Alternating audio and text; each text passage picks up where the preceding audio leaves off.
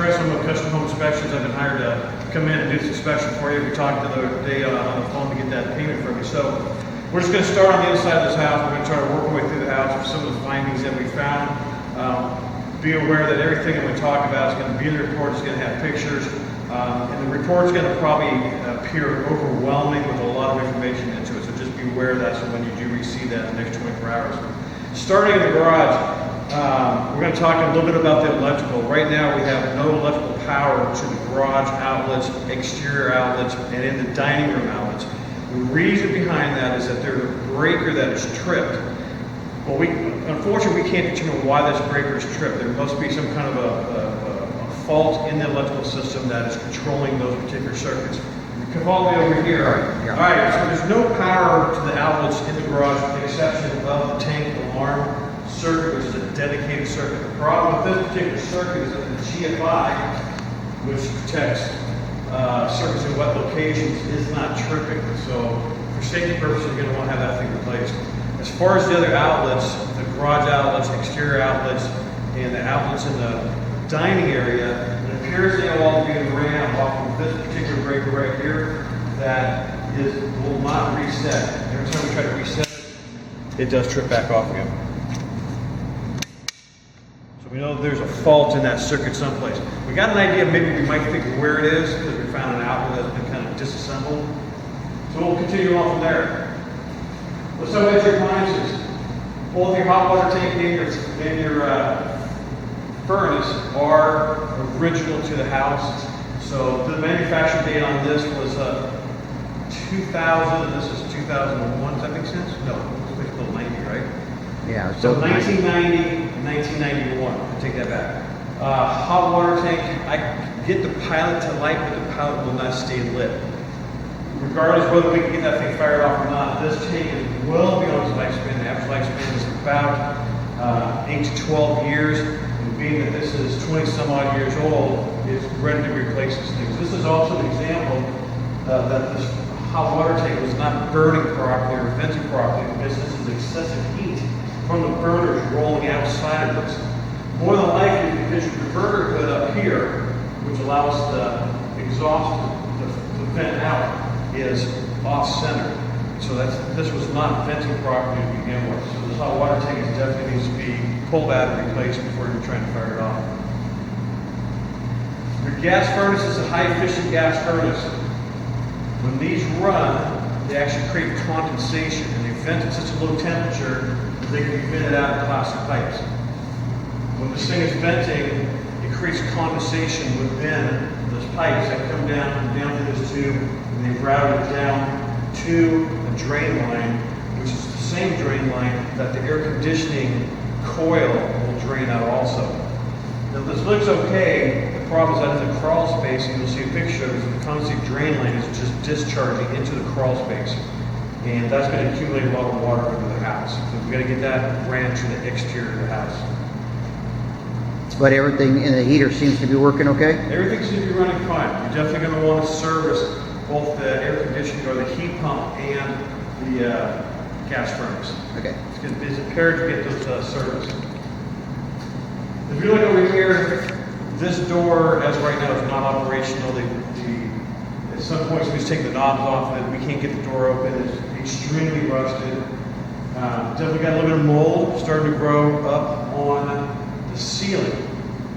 Now you can have a better idea of what I'm talking about when you get the report. But where the fireplace vent goes up through the chimney chase, it's actually condensating on the top of that chase. And I think what's happening is that the water is dripping down, hitting the trusses, and rolling down here, and that's why you're getting mold on the ceiling up here. And it may very well be why you're getting this rusting down here that may be going into that wall cavity.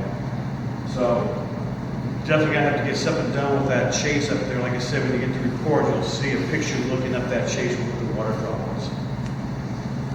Aside from that, in the garage, we can't test the garage door openers because they are part of the electrical system in here that we don't have power. So unable to determine whether the garage door openers work or not.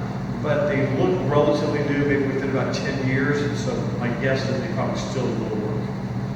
And then we'll work our way in. As far as the laundry room, everything is appears to be fine in the laundry room. What you need to know is that if you're coming up here with an electric dryer, you're going to have to replace your dryer and go with a propane powered unit, because the only power you have here for the dryer would be the propane.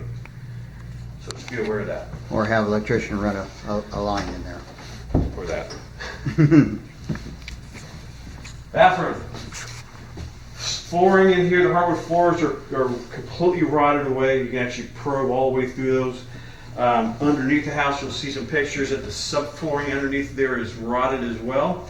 It looks like the floor joists are probably still in good shape, but the toilet is actively leaking. From underneath the house, you can actually water driplets and water stains and water streaks on the sewer pipe underneath this toilet. So it is an active leak probably on the wax ring. So pull it up, remove the flooring, subflooring, replace it, and away you go.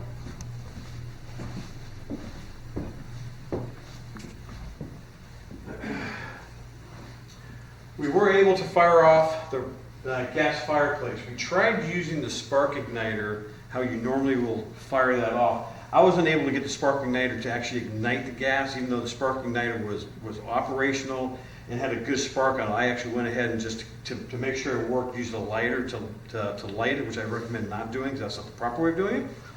But we don't have an extension cord long enough to hook up the electrical cord to allow us to try to test the blower. But the fireplace does work, and it is operational, used in the control switch down here. This is actually the control box. It has an off position, an on position, and also a remote position.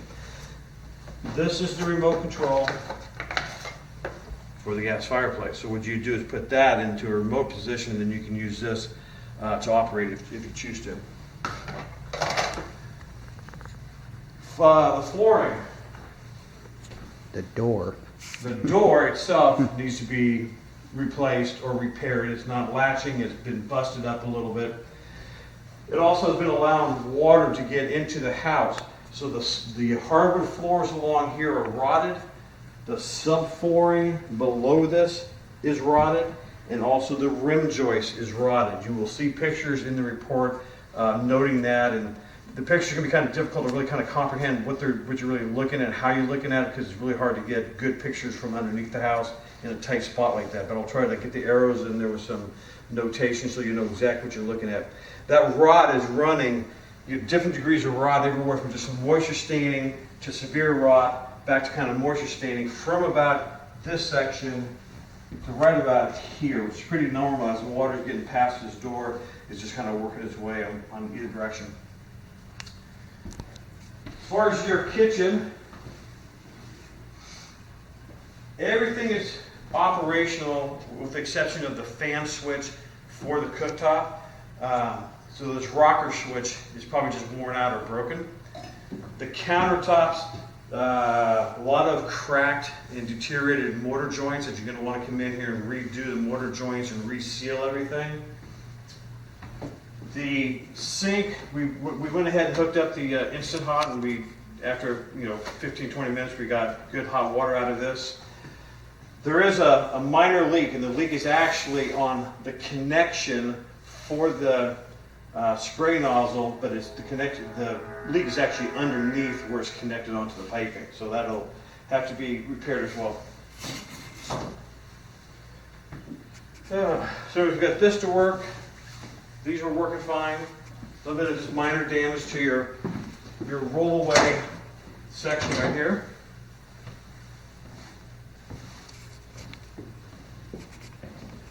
This is the other room that didn't have any power to any of the outlets in here. So a lot of times you will find that garage outlets and exterior outlets are all tied together. Sometimes they do pick up another room off the same circuit. So I think that's why I think it's one common problem, but where the exact problem is we don't know. However, when we pulled this damaged outlet out of the wall, you can see that the wires are not only disconnected, but there's a wire here that appears to have been cut or never connected.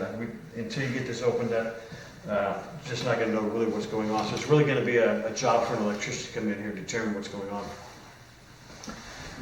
Right above us is where the master bedroom is, or master bathroom is. This is the approximate location of the shower upstairs, the toilet's right about here, and your bathtub is right here. There is moisture staining and damage to the ceiling here, which would typically mean that the drain on the shower is leaking at some point, whether it's at the connection, the seal, the P-trap could be leaking. That's one of those items that you're not going to know until you open up the ceiling and see what's going on inside of it. We put a moisture meter on the wall in this area, and we're getting a very high moisture reading in the ceiling area right here, and also high moisture readings from about here to about right here. And we're getting the same kind of moisture readings on the wall on the other side of this. So can't really determine exactly why we're getting these high moisture readings other than the fact that this drain up here may be leaking. Now we also are seeing the flooring right here in the same area as this is slightly buckled also, as if it's got moisture damage.